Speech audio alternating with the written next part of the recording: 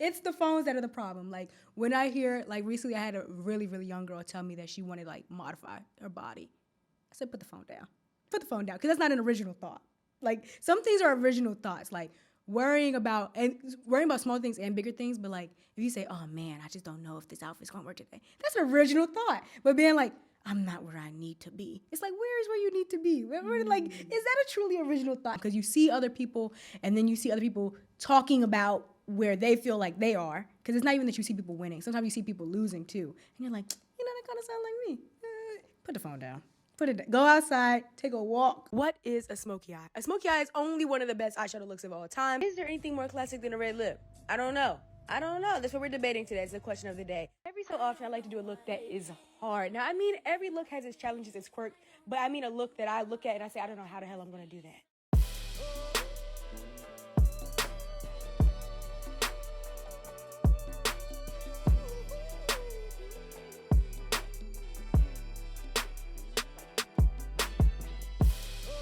What is up, everyone? Season 2, what it do? Wow, that sounded way better in my head. I am your host, Taylor Howard, and this is 2 Decades Deep, and this podcast is all about exploring the depths of our 20s. We have Lauren in the building. I will let you introduce yourself, but I do want to say, girl, do you remember when we met? Yes. I'll give context. I'll give context. So we both worked at Solid Core and we were at a company party and we just meshed. Like we just vibed the whole time. And I think what stood out to me the most about you was just your energy, how passionate you are about everything. And I noticed your makeup. Good qualities. Thank you. And so I couldn't imagine having season 2 without you. And I'm just so thankful for you and so happy to have you on the show. But I'm talking too much. I'm going to let you introduce yourself. Hi, I'm Lauren Brown, also known as Raggedy Royal on the socials. I'm a 23-year-old beauty influencer and content creator. Awesome. We're going to get into everything about beauty, everything about your past and influencing, but we're going to play a game. Okay. So this is rapid fire. Don't think too much into it. Whatever comes to your mind, we're going to talk about, all right? What's your holy grail skincare product? Dermalogica Daily Microfoliant. And why? Because recently I thought I could live without it, and then I realized I couldn't. So that's why it is number one, because I tried a couple weeks without it. It was rough. You know, I'm in my skincare bag kinda now, and I realized you really can't skip those steps, especially when it comes to makeup. Like, the skincare has to come first. I only have 2 steps, which is exfoliate and moisturize. So I'm like, when I took out the exfoliating, I'm like, okay, gotta bring that right on back. Yeah. I'm weak. All right, lipstick or lip gloss? Oh my gosh. Lip gloss. Why? Because you can do lip gloss without lipstick. But lipstick, you need a like you could do a clear gloss, but you can't do one lipstick by itself. You know what? You're right. Yeah. And I feel like with lip gloss, you could do it without lip liner, but I feel like with lipstick. Yeah. Lipstick is a combination sort of thing. Gloss, you can just throw on a gloss with no makeup. Mm-hmm. With a lipstick without makeup, that's controversial. Facts. It is controversial. Mm-hmm. All right. Biggest beauty trend of the year.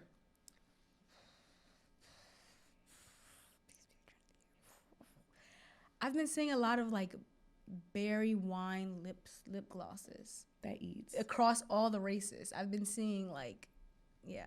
It's beautiful. Yeah. It looks good on all You know exactly what I'm talking about. Yeah. Exactly. Berry lips. Bold eye or bold lip? Bold eye. Why? Because it's fun. Yeah. Bold lip, if I had to choose one, bold eye definitely outdoes bold lip. Mm-hmm. Makeup step you never skip. Setting powder. Ever. Never. Ever. Why not just setting spray? Because you can do setting powder without setting spray. You can't do setting spray without setting powder. I mean, it's not gonna give. If I had to choose one, it would be setting powder. Yeah. I would like to admit that I did not use setting powder today. I wasn't gonna tell the people if you did. I wasn't gonna tell people if you did it. Like I outed myself. Okay, go to drugstore product.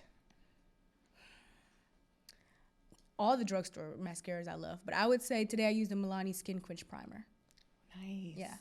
You know, I love the drugstore. Oh, see, more and more I think don't even let's talk about it. Let's leave that answer where it is, because Okay. I can go on and on. My blush, yeah. Ooh, you sure we don't want to talk about it? I love drugstore. I love drugstore.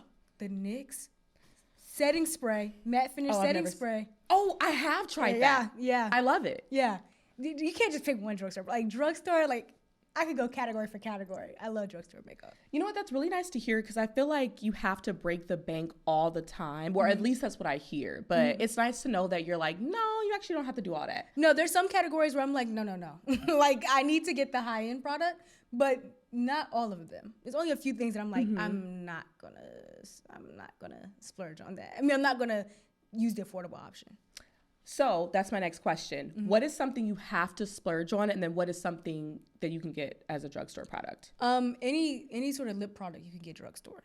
Any lip product because they make great lip. Like you could be a gloss, it could be a lipstick, mascara you could get drugstore, primer you could get drugstore, foundation you could get drugstore. Concealers is hit or miss. I use the drugstore concealer today. I used one from L'Oreal, and I like it, but it's hit or miss with concealers. Sometimes the higher end ones, really, you see why they cost what they cost. Setting powder, I'm gonna go high end. Setting spray, I love the NYX one. I love the NYX one. I'm gonna go drugstore. So yeah, really. Eyeshadow, it depends. It depends. What about eyebrow pencil? My eyebrows today are drugstore. I would say you could go drugstore. I use NYX brow gel and Milani on the marker part. Yeah. Okay. You could definitely go drugstore eyebrows. Yeah. Perfect. And lashes. Lashes? Lashes, you should go drugstore. Ooh. You should not spend too much for eyelashes. Because you don't get that many wears out of them. You're right. Well, I don't know how to put them on yet. But when I do, I will get drugstore. One beauty hack everyone should know. Use eyeshadow as blush. You'll get a perfect match every time. I need you also to debunk this one. So I hear on like more melanated skin, you should use purple instead of pink. Do you agree with that? I like purple blush. And I think that it does have its time and place. I'm not going to say instead of, because it really depends on what you're trying. I'm so sorry. It really depends on what you're trying to get.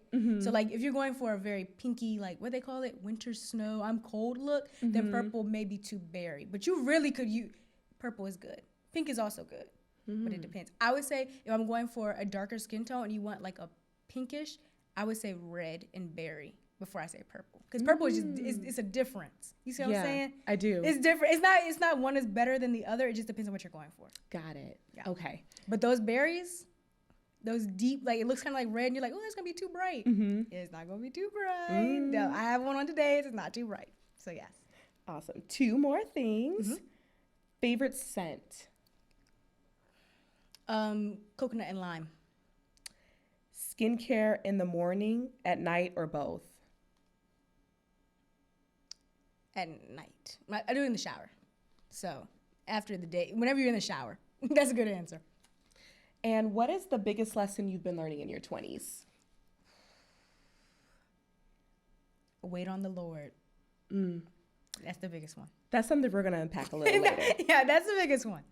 Well, thanks for playing. So let's go into the actual meat of the conversation. So the first thing I want to know, in your opinion, what does beauty mean to you? Beauty means like everything to me. I would say fun. Like off the rip, I think fun. I think that sometimes beauty becomes a stressful thing in people's lives. And it's like you were saying, like, oh, do I have to spend a lot of money on these products? And, oh, am I doing this right? And, oh, this trend is that. But beauty is not that to me, maybe because I have, like, a more individual approach instead of, like, a trend approach. Beauty is fun. Like, I have fun. Even if I wasn't in social media, like, if there was no social media, I would still be doing eyeshadow. I would still be doing makeup because it's, like, fun. Even when I don't record it, I'm like, oh, yay, I'm going to go into my room and see what I'll come up with today. So I would say fun. So you mentioned that before you were, even if you weren't a content creator, beauty would still be fun for you. I'm interested to know, was beauty always fun for you? Yeah. So I got my first makeup kit when I was like 3. So it's a long, long road. It was one of those play kits. You know, it wasn't like anything I'm playing with today, but it was one of those play kits. And beauty has just always been something for me. It's always been something my family has encouraged too. Like it was never like shamed. You know, sometimes it can be shamed. It's like, oh, you got all that makeup on. Like it was never that. It's always been fun. There's pictures of me, like I was like 8 years old at the family reunion with bright blue eyeshadow on. Like it's always just been a good time. And now it's my job. So it's like a double good time, but Yeah, I always, always love beauty. There's so many things like I love about that. I think one, it's really cool that you were able to take your passion and apply it into your current job. That was me. When I was younger, I wanted to be the next Oprah. I wanted to be on television, do journalism, and now I get to do it. It's not exactly how I thought it would be, but it's in the way that I love and I think that resonates the most with me. Something that also stood out to me is it was very encouraged. And that's not something that's always encouraged. So can you just talk a little bit about your upbringing and how you were able to really embrace your individuality? Yeah, I have great parents. I love my parents. They're like, we're locked in. My mom, her thing is like, do what you do and do it well, and confidence. So I didn't have a lot of shaming. Also, I give her credit for that because my mom. Like, nobody can talk to me crazy. Like, it's just not gonna work. It's not gonna go very well. So if people did feel a way about it, because I have like a big family, so if there was extended family that felt a way about it, I would just never know. Like, they didn't say it to me, and it is shamed. And I've like heard a lot of the ragdolls, my audience, like talk about their experiences, and it does break my heart. But yeah, my dad, his thing was like creativity. Like, that's how he saw it. And we were just talking about it the other day because we filmed a video, me and my parents together.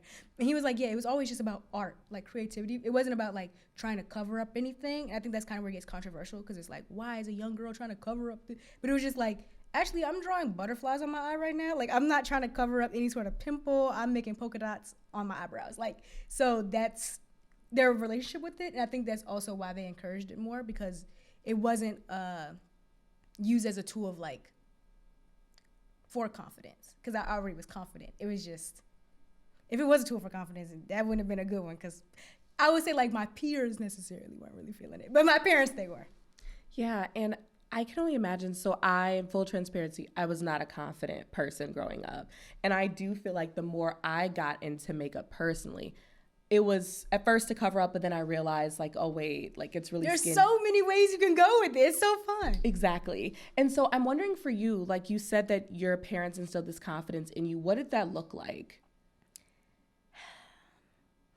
You know, that's interesting. I think about that a lot, because I think about people, they're having this conversation on TikTok about like not growing up confident.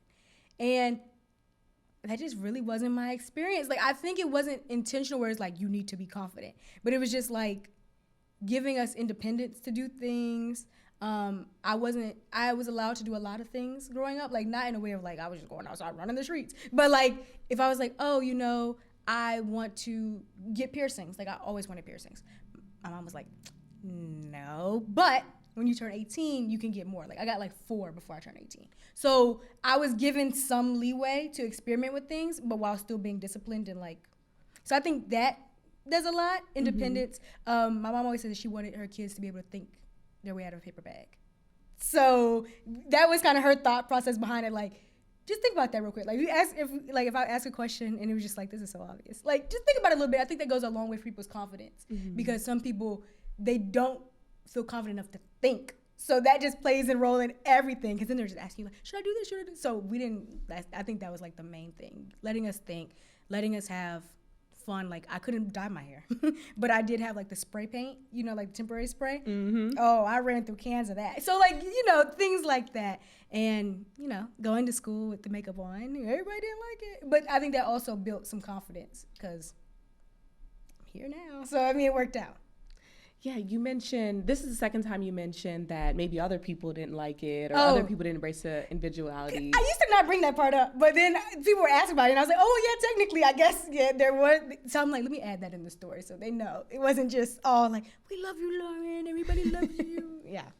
But what did that look like? I mean, you're confident, you're going to school, you're interacting with other people, and in a way, I don't want to say they tainted it, because you're still very confident, you still push through, but I'm wondering, what was that experience like being with your peers and maybe they didn't essentially accept all of you?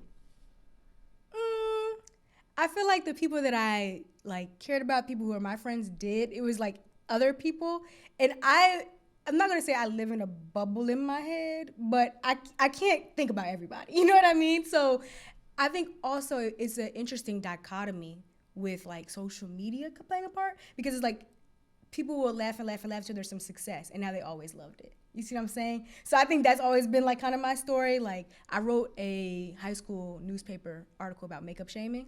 So that was fun. So like things like that. It's like, okay, you can hate it, but then also you're just like, she's on the front page of the newspaper. So they're like, we love the news. If they don't really love it, they're like, we love the newspaper. So I think that's always been something I've had to like navigate. It's not necessarily like outward, like, we hate your makeup, but like, we hate your makeup. Oh, here she comes. Wait, yeah, no, we kind of love it. Like, yeah, but also people are allowed to change their minds. So I try not to think too deep into it.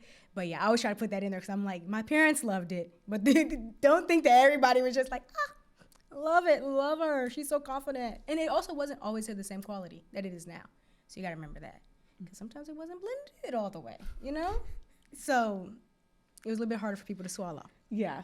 And I think that's really important what you said, just talking about like people have the right to change their minds. And honestly, I think it's so important to recognize that, yeah, you actually can't please everybody. And that's something that I'm currently working on. You shouldn't even try. Why would you even try that? No. You know, and I feel like kind of going on to, you started in social media for real in 2016, correct? Mm-hmm. Yeah, like I think when social media came around, especially like Snapchat, the rise of Instagram, it was genuinely fun. Mm-hmm. And in my opinion, until it wasn't.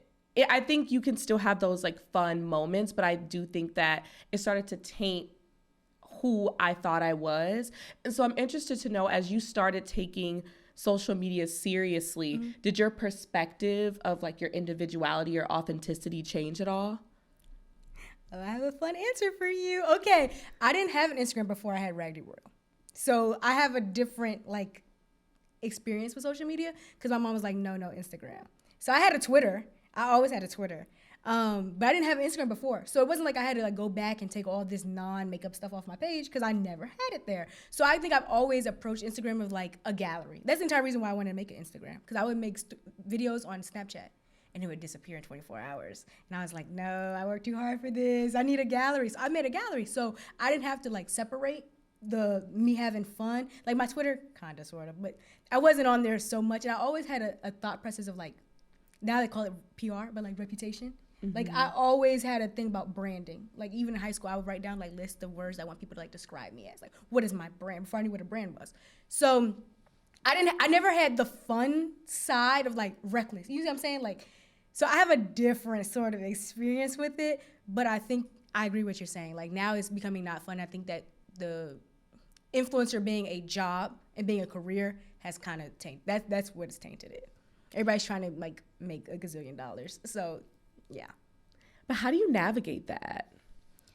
Influencers trying to make money? No. No. Just being your authentic self, because it is your job. So how are you able to separate the two? Oh, I just had a great conversation about this last night. Let me tell you. Relatability is so overrated. I know everybody's trying to sell relatability. I have never tried to be relatable. That has never been my like end all be all. And I think that really does play a part in how you interact with social media. Because I think that everybody's just trying to prove that they're a real person.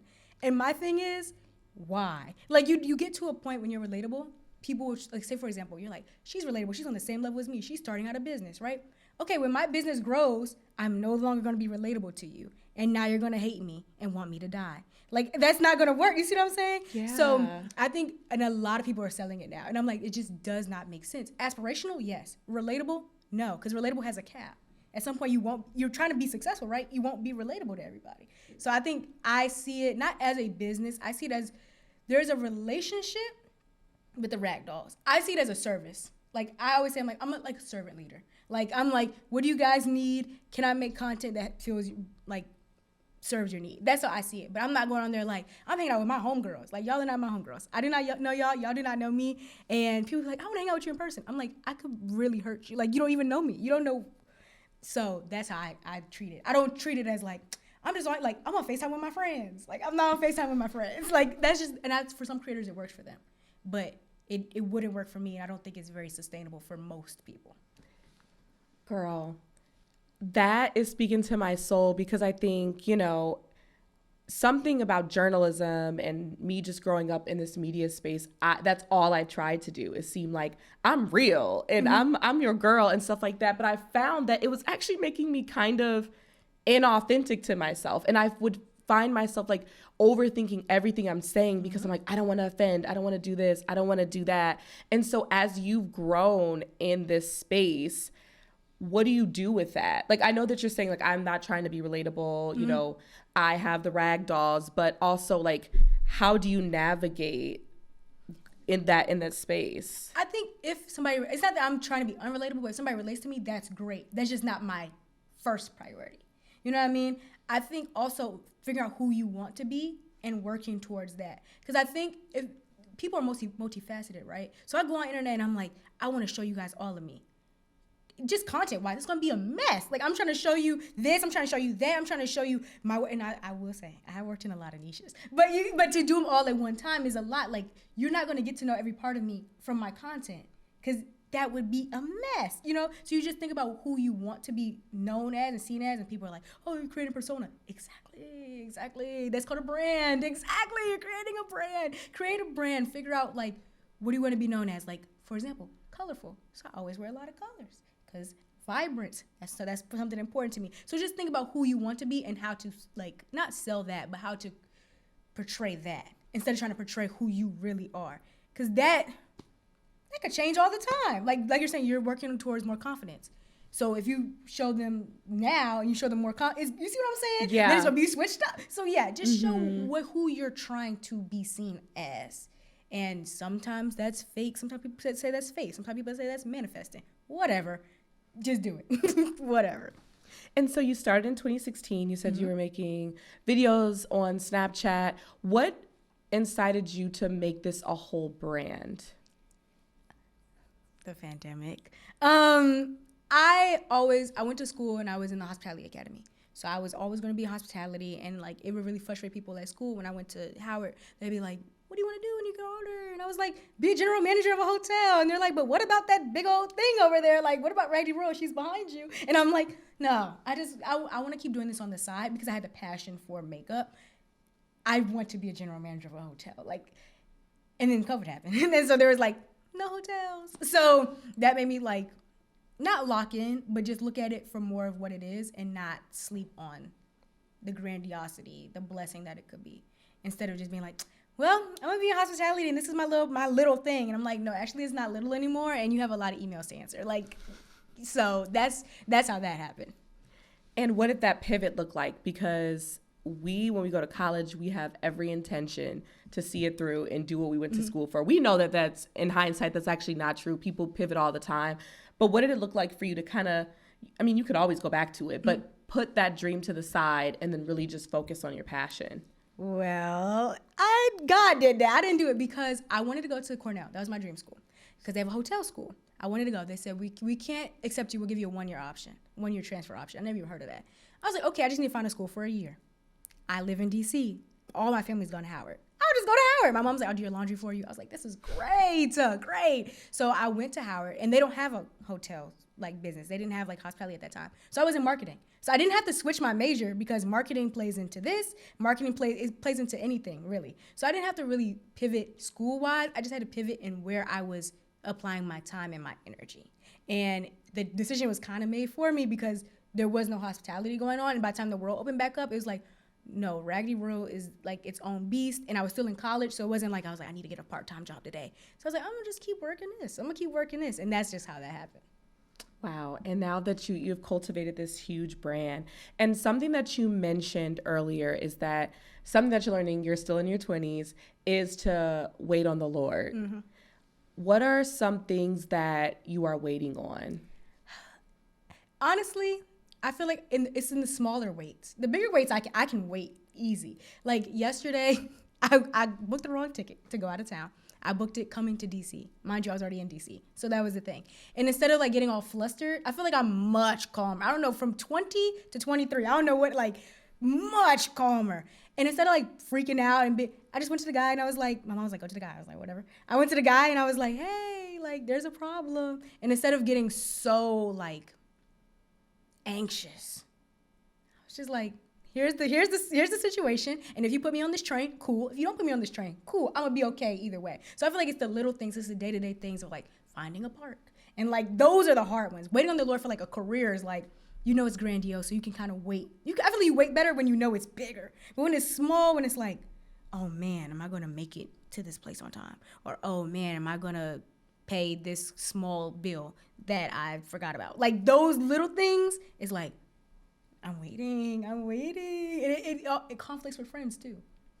I be waiting on some stuff. I'm like, I'm not about to do this. I'm not going back and forth. Let's just wait. We'll figure this out later. So yeah, that's my answer for that. Wow, it's so interesting because I have a different perspective. Like I feel like the little things I actually can wait, but the bigger things, and I don't know if there's this concept of like I haven't arrived yet, or there's so much I want to do, or I'm still figuring this part out and this part out. It plagues the 20 these people, the 20 to 20. I hear this every day of I'm not there yet. Yeah. Where? Yeah. But exactly, like what, and things change so quickly. And like you said earlier, we change our minds. And what I wanted when I was 20 is not what I wanted in 24, is not what I wanted in 20, almost 27. And I just feel like, I don't know, I've still struggle with like this sense of arriving. And so you're saying that like that is not that challenging for you. Where did that come from, or how do you work through that? You need to put the phone down. Every time I hear people say this, I say the same thing. Put the phone down. Put the phone down. It's the phones. It's the phones that are the problem. Like when I hear, like recently I had a really, really young girl tell me that she wanted like modify her body. I said, put the phone down. Put the phone down. Because that's not an original thought. Like some things are original thoughts. Like worrying about small things and bigger things, but like if you say, oh man, I just don't know if this outfit's gonna work today, that's an original thought. But being like, I'm not where I need to be, it's like, where is where you need to be? Like, is that a truly original thought? And I feel like TikTok is, close the TikTok app. Like the TikTok app especially, I feel like YouTube, the longer content, maybe because there's more nuance with the longer content than like in a minute, put the phone down. That's really the problem, because you see other people, and then you see other people talking about where they feel like they are, because it's not even that you see people winning. Sometimes you see people losing too, and you're like, that kind of sound like me. Put the phone down. Put it down. Go outside, take a walk. Touch grass, you said? Yeah.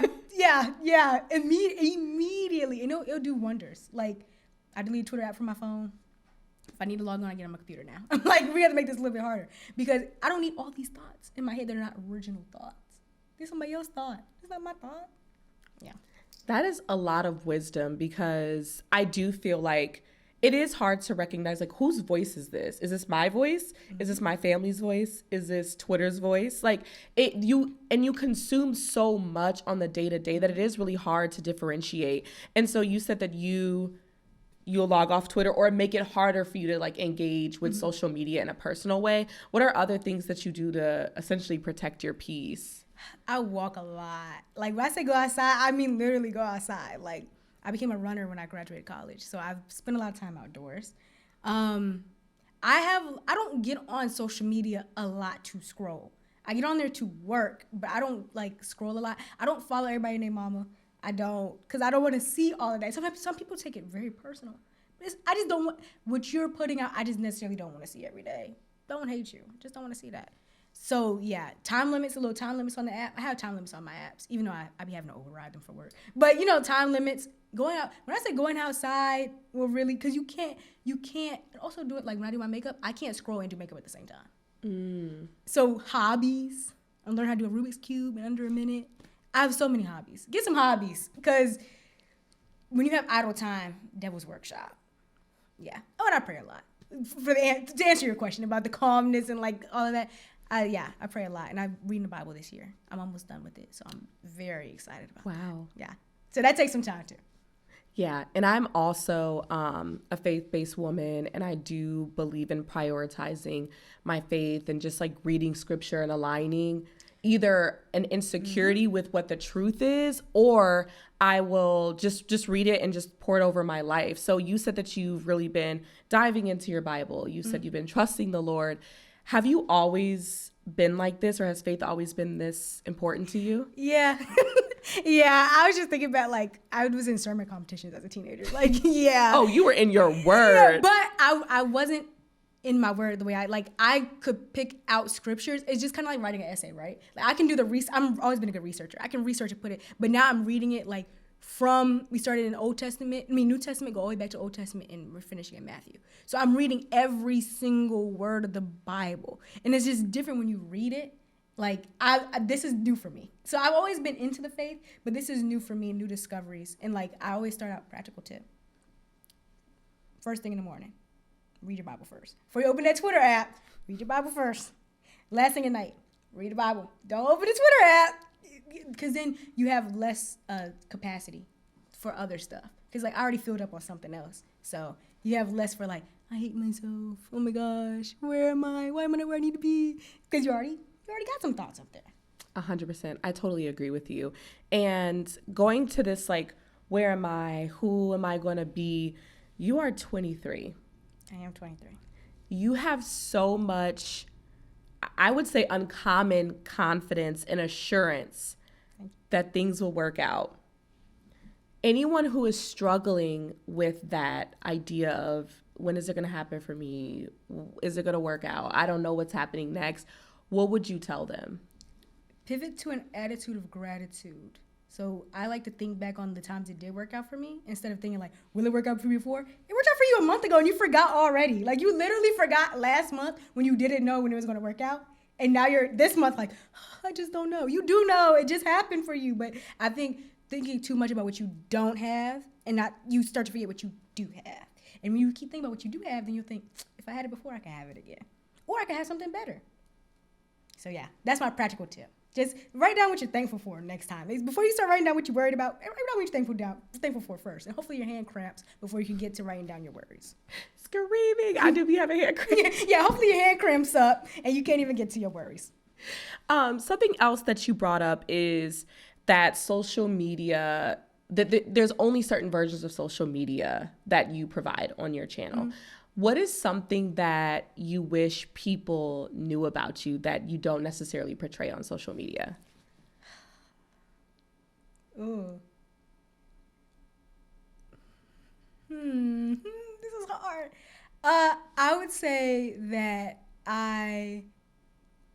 this is a hard question, Taylor. I've been in there with you for the rest of them. This is a hard question. Goodness gracious. I would say, like, on a personal tip, that I'm much more reserved than I seem. Because sometimes I go places, people are like, you're not talking. I don't have nothing to say. Like, that's like a personal, not vendetta thing of mine. People expect me to be, I don't know, they expect me to be so loud and talkative all the time. And I'm like, I genuinely am just sitting here. And then that's how, like, notions start happening. Where it's like, oh, she's mean. She wasn't having a good time. Mm-hmm. I had no thoughts in my head. Like, I was just sitting there. So I would say that. And is that something, so not other versions of yourself, but different layers to yourself. You're saying like, oh, people are saying this notion or people are saying that notion, and something that you've been saying over and over again is like, it is what it is. I can't please everybody. Yeah, no. So I just love to know, like, how do you completely accept all sides of yourself? I wake up in the morning very excited to be Lauren Brown. Like, I'd be so happy to be Lauren Brown. Like, I literally will get up and be like, I'm Lauren Brown again. Like, yay. And I think that you have to just accept it all, because there's no point of, like, me beating up on myself. I just have never understood that concept. Like, when you go outside, there will be other things to beat up on you. Don't beat up on yourself. And I think that's how I just kind of accept everything. And it helps me in a lot of situations, because I've seen the opposite of people, like, beating themselves up, and then it projects onto other people and it just gets really messy. Okay, I messed up. And I just say, okay, like, now what? Like, should I die? Like what happens if I mess up? Nothing. So that's kind of how I'm happy to be myself, and whatever that comes with it. And then I know if something bad happens, what's the worst that could happen? Mm-hmm. Dang, because that's really speaking to me, because I do think that self-acceptance is something I feel like I ultimately have now, but it's something that I've honestly had to, like, build up and work through. And so when you're talking about, like, oh, like, if something bad happens, like, I'll work through it. Have you ever had one of those moments where something did come up short, or you had imposter syndrome or other challenges in your life where you were able to really show up for yourself? I mean, I feel like I come up short, not a lot, but, like, a lot. But the reason I can't remember them is because I just don't take them as the end all be all. You see what I'm saying? Like, the reason I can't remember them is because I try not to harbor on them, because I'm like, even if, like, for example, I felt like I wasn't taking up enough space, like, in my job, like, as a beauty influencer. Because recently I've been going to events and I'm like, okay, I could really turn up a notch. Like, I feel like I was turned up. But instead of being like, I've been wasting time, I've been wasting resources, I just kind of was like, okay, what should we do next time? So that's why I tried, not that I don't have a good memory, but I can't remember them because I think more about, like, the changes I made. That makes sense? Like, oh, last time you were late. Like, you came up short. You were late. I just think about, okay, well, the time after that, I learned the lesson and, like, how I applied it. Attitude of gratitude, man, I'm telling you. Man, I need to tap into that. And I think I've been building on gratitude, and I think that's something that I honestly will literally reshape your whole, like, lens of life. And you said that's something that you've been doing, especially as a creator, but I'm sure that this also applies to your everyday life, is taking up space. And as a woman of color, as a Black creator, like, what ways do you take up space? I've been working on the ask. That was my thing for this year. Like, asking for stuff. Because I'm like, you have resources, and people would love to give you stuff, but you just don't ask. So that's been my thing of, like, how I'm trying to take up space more, is, like, actually asking people, instead of just, like, going to buy the thing, why don't you ask if they want to partner with you? Because there'll be a return on investment for them and for you, but you're just too scared to ask. And then I think the more I've worked that muscle, the more that I've realized, like, people would love to, partnership with you, and people would love to, let you have all the space that you're asking for if you would just ask for it. And it is difficult, especially as a Black creator. And I think because I'm in DC and it's not a very influencer space, when you get into more influencer spaces, you see more. You're like, oh, they asking for the moon and the stars, and you scared to ask for a Pringle. Like, so I'm learning it. See? Lessons. I'm learning. Lessons and blessings. Yes. And so you said that when you put yourself into other creator spaces, you're able to see that there's more out there. Yeah. Can you just talk a little bit about the ways in which you put yourself out there and bet on yourself? Because I do believe that exposure does introduce you to other opportunities. Putting myself out there, this year I've been doing a lot of events, which is very new.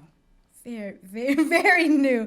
What happened was I got invited to an event in New York. And I was like, well, I don't live in New York. And that was the end of that. And then my mom was like, what? And you can just get on the train and go to New York. And now I'm going to, I've been there 3 times this month. So putting yourself out there is, one, just taking opportunities that you already have. Like, just take them. Instead of just, like, saying no because it'll be complicated. Like, no because I can't go to the podcast today because I'll be getting back out of town in the morning. Like, you know what I mean? Just remove some of the barriers for yourself, but then also make some opportunities for yourself. So I love Canva. Shout out Canva. I'll make a proposal. I'll make a deck for anything, literally anything. I'll be like, oh, I want a water bottle. This is who I am. And knowing yourself really works with that. Knowing yourself, having some confidence to be like, this is who Lauren Brown is, and this is why you should give her this. It's a twofer. Confidence helps that, and that helps confidence. And you mentioned, you want people you have to know yourself. So who is Lauren Brown? She's really, really kind, really smart. I've started adding that in recently. I realized I was really smart. Smart, wise, kind, creative, diligent, pragmatic, extremely strategic. It scares me sometimes. Extremely strategic. She's an artist. She's a person. She's an international superstar. I love her. Love her. And my wish, honestly, is for every woman to feel the way you feel. And Mine too. I just know that whether the things we see on social media, the peers we interact with, knowing and unknowingly can put stuff on you. Yeah.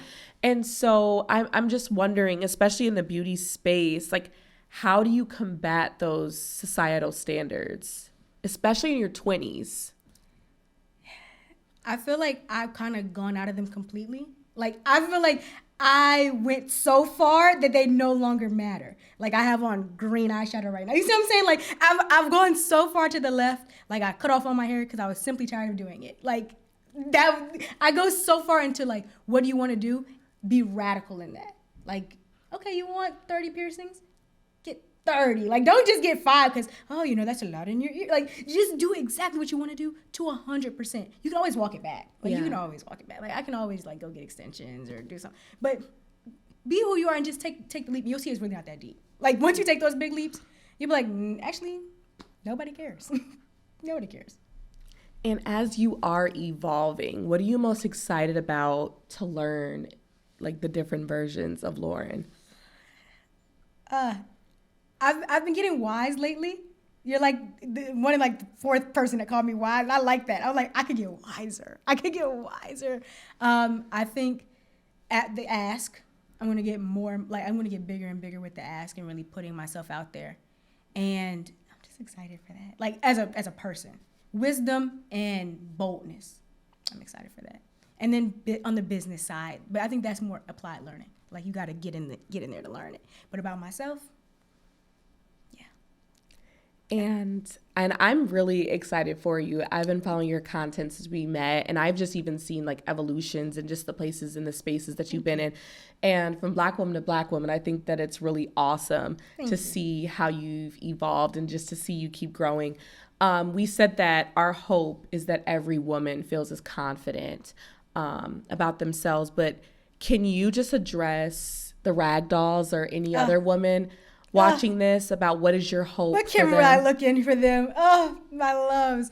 I hope that the ragdolls maybe see a different side of me. I feel like I try to show up kind of similar all the time because I just am myself.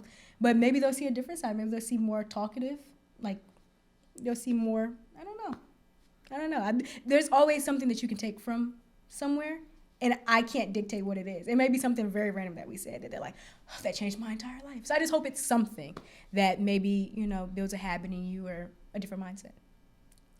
Awesome. And lastly, how can we support you? How can we show up for you? You know, in my line of business, engagement is great. You know, likes, comments, shares, replies. I like to reply to the ragdolls for 15 minutes a day. So I see your comments. I try to reply to them all the time. So, you know, that's always great. Tell a friend to tell a friend, you know. I have a follower in Mozambique. Can you believe that? Exactly. I learned this the other day. So that's why I'm excited. So, yeah, you know, just keep on doing that thing. That's great. Midwest, United States. I'm coming to dominate y'all next. Oh. I don't have a lot of Midwest followers, so I'm working on Well, that's where we're from. Chicago, Illinois, South Suburbs, stand up, okay? Till we die. Okay. Yes. Well, Lauren, this has been such an amazing conversation, and I'm so excited for everyone to experience you and for us to just keep evolving into Decades Deep. So I appreciate you so much. I appreciate you for having me. Like, this was really fun. This was so fun. Yeah, we had a blast. We had a kiki. Thank you, everyone, for listening. Be sure to like, share, and subscribe. I appreciate you all so much, and always remember, we are uncovering who we are one step at a time, and we're unfolding at our own pace, and we're exactly where we're supposed to be. Thank you all, and see you all soon.